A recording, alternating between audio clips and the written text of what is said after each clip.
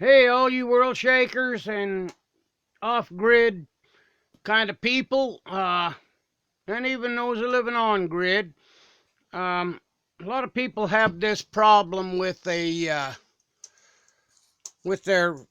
propane regulators freezing up in the wintertime. Anybody living in cold areas occasionally has this problem. And I had this problem myself here recently, and I figured out a way to fix it, and cheap and easy.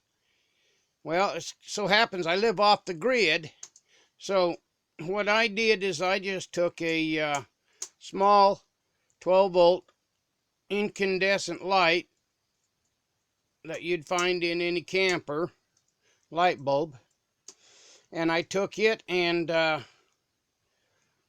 hooked a long cord to it, the positive and negative, soldered the positive to the little terminal on the end of the bulb and the negative to the side of it, and then I insulated it with black tape, electrician's tape.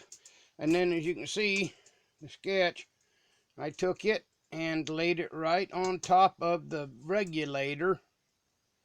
This is kind of a sketch of where you place it on the regulator. This valve right here, there's a little teeny tiny valve underneath that round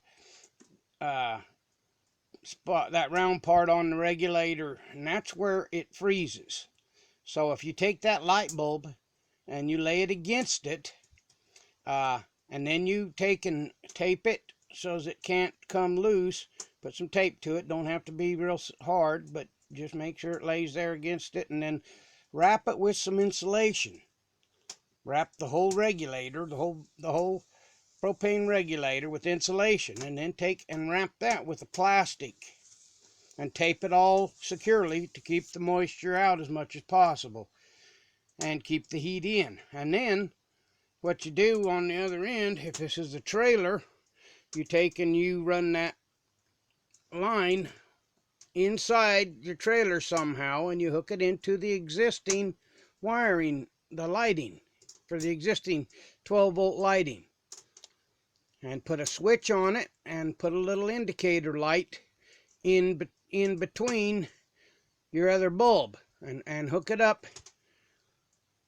so that whenever the switch is on, that light will be on as well as the one outside. And by sharing that circuit, one thing it'll work.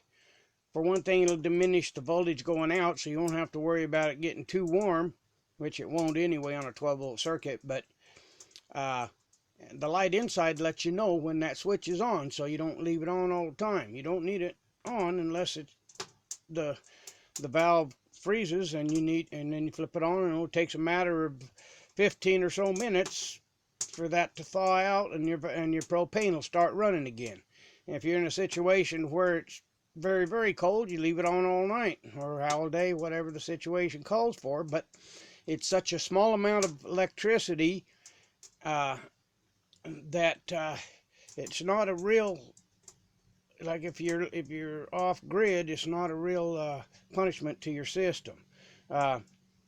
See, when I was a kid, my mom and dad had a root cellar built above ground, like a shed, except it was well insulated. Well, even in the wintertime when it got very cold, the things inside of it started to freeze, and some things had to be thrown away because they were no longer good. And in order to fix that, my dad took and run a extension cord, run it out there, and took a 40-watt light bulb.